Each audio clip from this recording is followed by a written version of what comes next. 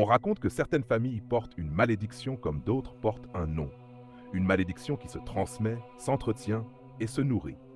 Aujourd'hui, je vais vous raconter l'histoire de l'une d'entre elles, la famille Cadjo, et de celle qui a survécu, presque par miracle, Lina. Lina, une jeune femme douce et ambitieuse, rêvait d'une vie simple. Mais le destin la plaça sur le chemin d'Elias Cadjo, un homme mystérieux au charme presque hypnotique. Il lui parla peu, mais lorsqu'il posait les yeux sur elle, elle sentait tout son corps se calmer, comme si quelque chose en lui la capturait. En un an, Elias la demanda en mariage. Les anciens du village, eux, se regardaient entre eux, comme s'ils attendaient qu'un drame se produise. Lina, s'il te plaît, évite cette famille. Les Cadjo ne dorment pas comme nous, ne mangent pas comme nous. Elle riait. Elle croyait à des jalousies, à des histoires exagérées. Elle n'avait aucune idée de ce qui l'attendait. Le manoir Cadjo, dressé au bord de la forêt noire, ressemblait à un animal endormi. Les murs sombres, les longues fenêtres étroites et surtout ce silence. Un silence oppressant. La mère d'Elias, Madame Cadjo, accueillit Lina avec une voix glaciale. « Bienvenue chez nous, ma fille. Ici, chaque lien se paie avec loyauté. » La nuit tombée, le manoir se transformait. Les murs semblaient respirer. Les planchers vibraient. Et parfois, un bruit de langue frappant le bois se faisait entendre, comme si quelque chose goûtait la maison. Un soir, Lina descendit boire de l'eau. Et elle vit la première horreur. Dans le couloir, près de la cuisine, une traînée de sang, large, fraîche. De petites gouttes formaient un chemin, comme si quelque chose avait été traîné. Lina suivit la trace malgré la peur. Elle poussa doucement la porte de la cuisine. Elias était accroupi au sol. Devant lui, une chèvre éventrée. Il plongeait ses doigts dans la chair encore fumante pour extraire un organe qu'il mastiqua comme si c'était un fruit mûr. Le sol était couvert de sang, ses bras aussi. Lina fit un pas en arrière. Le bois craqua. Elias tourna la tête. Ses yeux, fendus, vert jaune, inhumains. Et ses dents trop longues. Il ne dit que 3 mots. « Va dormir, Lina. » Comme si tout cela était normal. Le lendemain, Madame Cadjo l'invita dans une petite salle fermée à clé. « Tu as vu ce que tu n'aurais jamais dû voir. Mais il n'est pas trop tard. Si tu respectes nos règles. 3 règles simples. 1. Ne sors jamais du manoir après minuit. 2. Ne mange jamais de la nourriture préparée par un Cadjo. Et surtout, ne t'approche jamais de la cave. Jamais. » Elle ajouta froidement. « Ton mariage n'est plus une union, c'est un pacte. » Lina sentit le piège se refermer. Chaque nuit, Lina entendait des bruits venant des murs, comme si quelque chose rampait à l'intérieur. Un soir, en collant son oreille, elle sentit quelque chose gratter de l'autre côté, et une voix faible, suppliante. « Sors-moi d'ici, ou ils te prendront toi aussi. » La voix d'une femme. Lina sauta en arrière. La maison parlait. La pluie battait fort lorsque Lina décida de s'approcher de la cave. Juste regarder.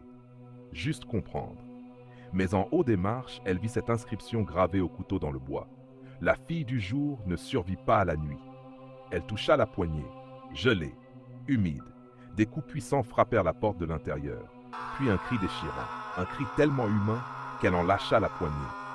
Ce n'était pas un monstre, ou pas seulement. Il y avait quelqu'un enfermé là-dedans. Une semaine plus tard, Elias annonça. « Ce soir, le sang se renouvelle.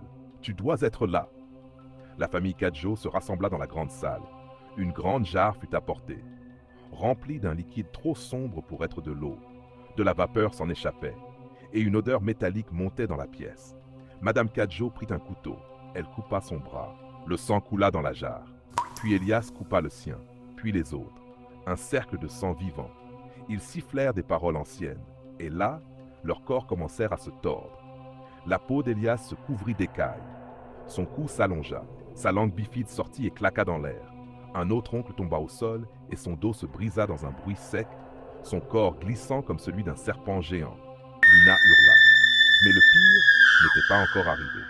La jarre commença à bouillir, une fumée sombre en sortit et prit forme, celle d'une femme. Une femme défigurée, la peau déchirée, les orbites vides, la mâchoire pendante. Elle murmura. « Lina, cours, j'ai été toi avant. » Lina recula, horrifiée. C'était une ancienne épouse, absorbée par la famille. Ils ne se marient jamais par amour, ils se marient pour se nourrir. Elias avança vers Lina, sifflant. « Ton sang est pur, ton corps est fort, Tu feras une parfaite offrande. » Ils l'encerclèrent. Alors Lina fit quelque chose de fou. Elle renversa la jarre.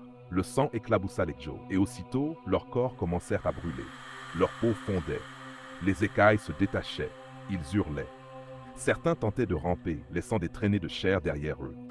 La maison entière résonnait de cris. Profitant du chaos, Lina courut vers la cave.